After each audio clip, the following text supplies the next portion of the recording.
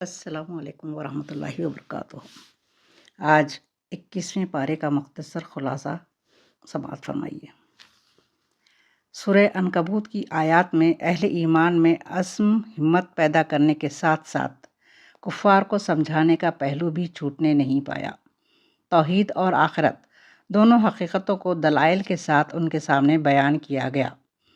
فرمایا کہ اگر تم ان لوگوں سے پوچھو کہ زمین اور آسمان کو کس نے پیدا کیا ہے اور چاند اور سورج کو کس نے تمہاری خدمت پر لگایا ہے تو ضرور کہیں گے کہ اللہ نے۔ پھر یہ کیسے دھوکہ کھا رہے ہیں؟ اگر تم ان سے پوچھو کس نے آسمان سے پانی برسایا اور اس کے بعد مردہ زمین کو جلایا تو وہ ضرور کہیں گے کہ اللہ نے۔ کہو الحمدللہ، یعنی جب یہ سارے کام اللہ کر رہا ہے تو پھر حمد اور تعریف اور عبادت کا مستحق بھی وہی ہے۔ کہ دنیا کی زندگی کچھ نہیں ہے مگر ایک کھیل اور دل کا بہلاوا ہے، یعنی اس کی حقیقت بس اتنی ہے جیسے تھوڑی دیر کے لیے کھیل کود لیں اور پھر اپنے گھر کو سدھار جائیں۔ یہاں جو بادشاہ بن گیا وہ حقیقت میں بادشاہ نہیں بن گیا ہے بلکہ صرف بادشاہی کا ڈرامہ کر رہا ہے۔ ایک وقت آتا ہے جب اس کا ایک کھیل ختم ہو جاتا ہے اور اسی طرح خالی ہاتھ رخصت ہو جاتا ہے جس طرح دنیا میں آیا تھا۔ دائمی زندگی کا گھر تو آخرت کا گھر ہے، کاش یہ لوگ جانتے۔ کیا یہ لوگ نہیں دیکھتے کہ ہم نے چاروں طرف لوٹ مار کرنے والوں کے درمیان مکے کو پرامن حرم بنا دیا ہے، پھر بھی یہ باطل کو مانتے ہیں اور اللہ کی نعمت کا کفران کرتے ہیں؟ کیا ایسے لوگوں کا ٹھکانہ جہنم نہیں ہے؟ جو لوگ ہماری خاطر مجاہدہ کریں گے انہیں ہم اپنے راستے کی ہدایت دیں گے اور یقیناً اللہ تعالیٰ دین کے کام کرنے والوں کے ساتھ ہے۔ سورہ روم شروع ہوتی ہے۔ 615 عیسوی میں ایرانیوں نے رومیوں پر غلبہ حاصل کر لیا تھا۔ اسی سال مسلمانوں نے حبشہ ہجرت کی۔ روم پر آتش پرستوں کے قبضے سے لوگوں میں چہمنگیاں ہوئیں کہ آسمانی مذہب کے ماننے والے آگ کی پوجا کرنے والوں سے شکست کھا گئے۔ اس بات کو مشرکوں نے اپنے مذہب کے حق ہونے کی دلیل سمجھا۔ چنانچہ ایران کے بادشاہ خسرو پرویز نے بیت المقدس پر قبضہ کر کے ہرقل کو خط لکھا۔ تو کہتا ہے کہ تجھے اپنے رب پر بھروسہ ہے، کیوں نہ تیرے رب نے یروشلم کو میرے ہاتھ سے بچا لیا۔ آج بھی یہی ہو رہا ہے کہ کم ظرفوں کو دنیا میں ذرا سی کامیابی ہوتی ہے تو فوراً اللہ اور اس سے منسوب مذہب یعنی دین اسلام کا مذاق اڑانے لگتے ہیں۔ اسی طرح مشرکین عرب بھی کہنے لگے تھے کہ مسلمانوں کا دین بھی اسی طرح مٹا دیا جائے گا۔ اللہ نے اس بات پر اس سورے کو نازل فرمایا کہ ہاں، قریب کی سرزمین میں رومی مغلوب ہو گئے ہیں مگر چند سال کے اندر اندر وہ غالب آ جائیں گے، اور وہ دن وہ ہوگا جب اللہ کی دی ہوئی فتح سے اہل ایمان خوش ہو رہے ہوں گے۔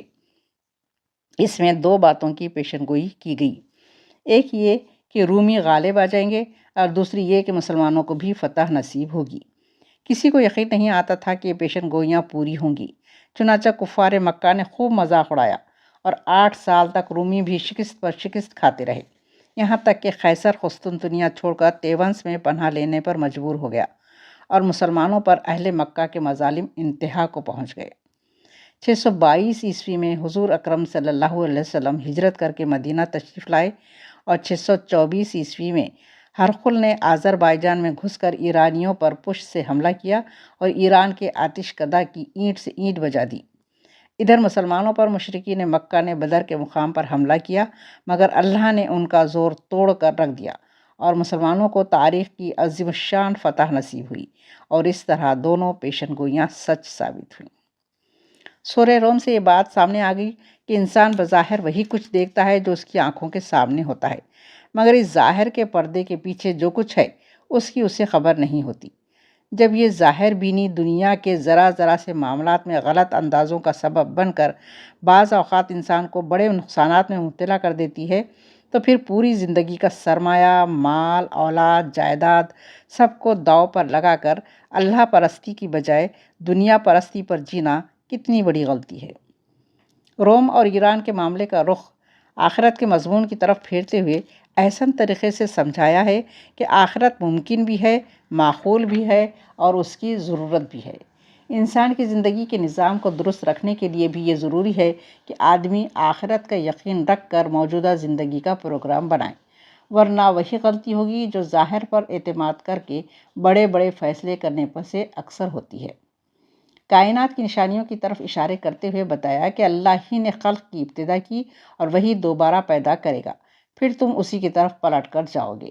جب قیامت برپا ہوگی مجرمین دنگ رہ جائیں گے۔ جن کو اللہ کے ساتھ انہوں نے شریک کیا تھا کوئی سفارشی نہ ہوگا، بلکہ وہ اپنے شریکوں کے منکر ہو جائیں گے۔ جب قیامت آئے گی تو لوگ گروہ در گروہ بڑھ جائیں گے۔ جو لوگ ایمان لائے اور اچھا عمل کیے وہ باغوں میں خوش ہوں گے، جنہوں نے کفر کیا، ہماری آیات اور آخرت کو جھٹلایا، وہ عذاب سے دوچار ہوں گے۔ بس صبح و شام اللہ کی تسبیح کرو، آسمانوں اور زمینوں میں اسی کی حمد ہے۔ تیسرے پہر اور ظہر کے وقت بھی اس کی تسبیح کرو۔ وہ زندہ کو مردے سے نکالتا ہے جیسے انڈے سے بچہ، اور مردے کو زندہ سے نکالتا ہے جیسے پرندے سے انڈا، اور زمین کو مردہ ہونے کے بعد زندگی بخشتا ہے، اسی طرح تم بھی اٹھائے جاؤ گے۔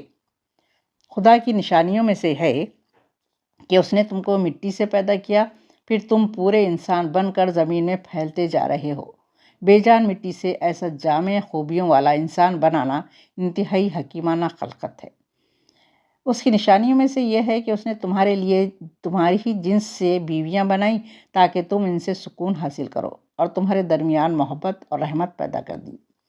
اس کی نشانیوں میں سے آسمان اور زمین کی پیدائش، تمہاری زبانوں اور تمہارے رنگوں کا اختلاف، یقیناً اس میں بہت سی نشانیاں ہیں دانشمند لوگوں کے لیے۔ اس کی نشانیوں میں سے تمہارا رات کو سونا اور دن کو روزی تلاش کرنا ہے۔ جو لوگ غور سے سنتے ہیں ان کے لیے اس میں علامتیں ہیں۔ اس کی نشانیوں میں سے یہ ہے کہ ڈر اور امید کے ساتھ وہ تمہیں بجلی کی چمک دکھاتا ہے، آسمان سے پانی برساتا ہے، پھر اس سے مردہ زمین کو زندہ کرتا ہے۔ جو عقل سے کام لیتے ہیں اس میں ان کے لیے بہت سی نشانیاں ہیں۔ اس کی نشانیوں میں سے یہ ہے کہ آسمان اور زمین اس کے حکم سے قائم ہیں۔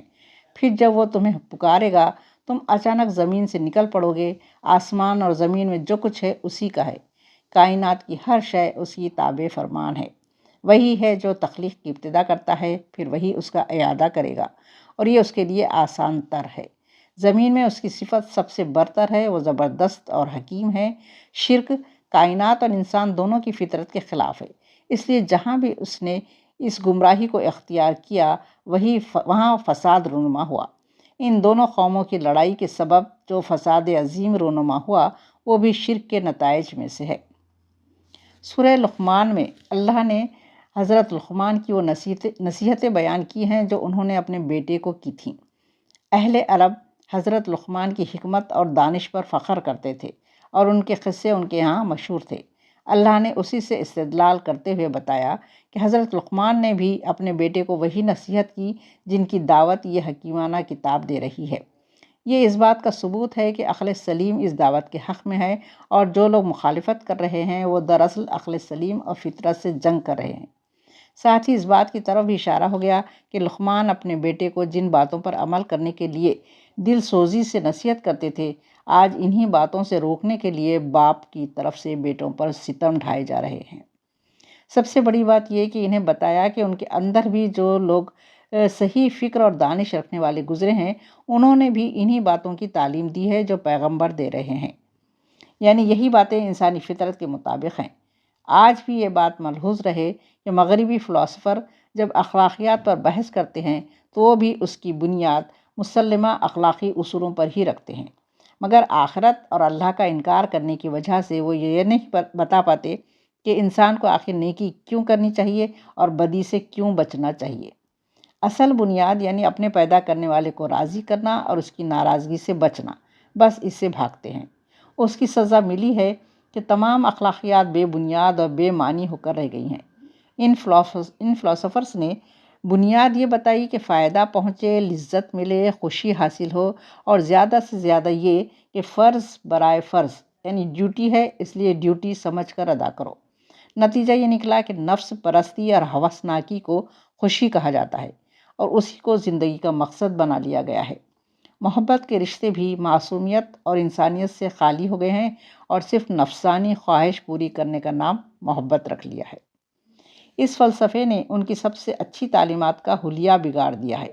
خاندانی نظام کے بقیے ادھڑ گئے ہیں، اور مفاد پرستی کے سوا کوئی رشتہ قابل احترام نہیں رہا ہے۔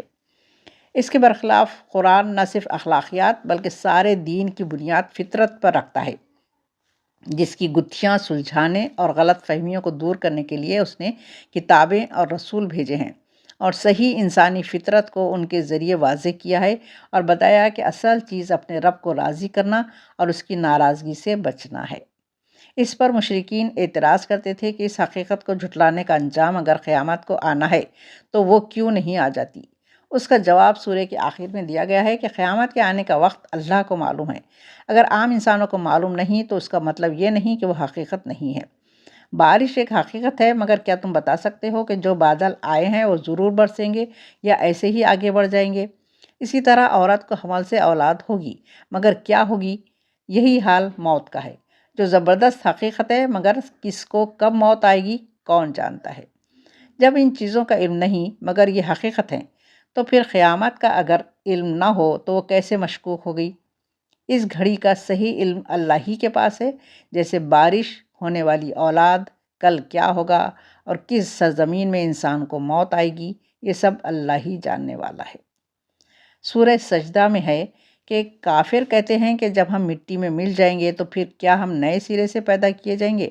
آپ ان سے کہیے، موت کا فرشتہ جب تم پر مقرر ہے تو وہ تم کو پورا اپنے قبضے میں لے لے گا، پھر تم اپنے رب کی طرف پلٹائے جاؤ گے۔ کاش آپ دیکھتے کہ مجرم سر جھکائے اپنے رب کے حضور کھڑے ہوں گے، اس وقت وہ کہیں گے کہ اے ہمارے رب، ہم نے دیکھ لیا، سن لیا، اب ہمیں واپس بھیج دے، ہم اچھا عمل کریں گے، اب ہمیں یقین آ گیا۔ جواب میں ارشاد ہوگا، ہم چاہتے تو ہر ایک کو یہ سب دکھا کر ہدایت دے دیتے، مگر ہم حقیقت کو اوجھل رکھ کر امتحان لینا چاہتے تھے، اور ہماری بات پوری ہو گئی کہ جہنم کو جنوں اور انسانوں سے جو نافرمانی کریں گے بھر دیں گے۔ آج کے دن کو بھول جانے کا اب مزہ چکھو، آج ہم تمہیں بھلا دیں گے، اپنے کرتوتوں کی وجہ سے دائمی عذاب چکھو۔ ہماری آیات پر وہ لوگ ایمان لاتے ہیں جنہیں یہ آیات سنا کر نصیحت کی جاتی ہے تو وہ سجدے میں گر پڑتے ہیں اور اپنے رب کی حمد کے ساتھ تسبیح کرتے ہیں، تکبر نہیں کرتے، ان کی پیٹھیں بستروں سے الگ رہتی ہیں، اپنے رب کو امید اور خوف سے پکارتے ہیں، ہم نے جو روزی دی ہے اس میں سے خرچ کرتے ہیں۔ کوئی نہیں جانتا کہ ہم نے ان کی آنکھوں کی ٹھنڈک کے لیے کیا کچھ تیار کر رکھا ہے، یہ ان کے اعمال کا بدلہ ہے۔ مومن اور فاسق دونوں برابر نہیں ہو سکتے۔ صاحب ایمان اور عمل صالح کے لیے جنت الماوا ہے، ان کے اعمال کے بدلے ضیافت کے طور پر۔ جنہوں نے فسق کیا ان کا ٹھکانہ جہنم ہے، جب اس سے نکلنا چاہیں گے ڈھکیل دیے جائیں گے، ان سے کہا جائے گا جس عذاب کو تم جھٹلاتے تھے اب اسے چکھو، اس بڑے عذاب سے پہلے دنیا میں بھی ہم چھوٹے چھوٹے عذاب دیتے رہیں گے تاکہ تم باز آ جاؤ۔ سورہ سجدہ میں بتایا کہ اللہ کی بڑی رحمت ہے کہ وہ انسان کے قصوروں پر ایک آخری اور فیصلہ کن عذاب میں اسے نہیں پکڑ لیتا، بلکہ اس سے پہلے چھوٹی چھوٹی تکلیفیں، مصیبتیں، نقصانات بھیجتا رہتا ہے اور اس طرح ہلکی ہلکی چوٹیں لگاتا رہتا ہے تاکہ اسے تنبیہ ہو اور اس کی آنکھیں کھل جائیں۔ کوئی اگر ابتدائی چوٹوں سے ہوش میں آ جائے تو یہ اس کے حق میں بہتر ہے۔ کفار مکہ سے کہا گیا کہ ظاہر سے دھوکہ نہ کھاؤ، آج تم دیکھ رہے ہو کہ محمد صلی اللہ علیہ وسلم کی بات چند لڑکوں، چند غلاموں اور غریب لوگوں کے سوا کوئی نہیں سن رہا ہے اور ہر طرف سے ان کا مذاق اڑایا جا رہا ہے، مگر یہ محض تمہاری نظر کا دھوکہ ہے۔ کیا تم دن رات یہ نہیں دیکھتے کہ آج زمین بالکل بنجر پڑی ہے، جسے دیکھ کر یہ خیال بھی کسی کو نہیں ہوتا کہ اس کے پیٹ میں ہریالی کے خزانے چھپے ہوئے ہیں، مگر کل ایک ہی بارش میں اس کے چپے چپے سے سبزہ پھوٹ پڑے گا۔ سورہ احزاب میں 3 اہم واقعات تسلسل کے ساتھ بیان ہوئے ہیں، اس لیے انشاءاللہ کل ہم اسے دیکھیں گے۔ اللہ تعالیٰ سے دعا ہے کہ اللہ تعالیٰ ہم سب کو قرآن پڑھنے، اس کو سمجھنے اور اس پر عمل کرنے کی توفیق عطا فرمائے۔ آمین یا رب العالمین۔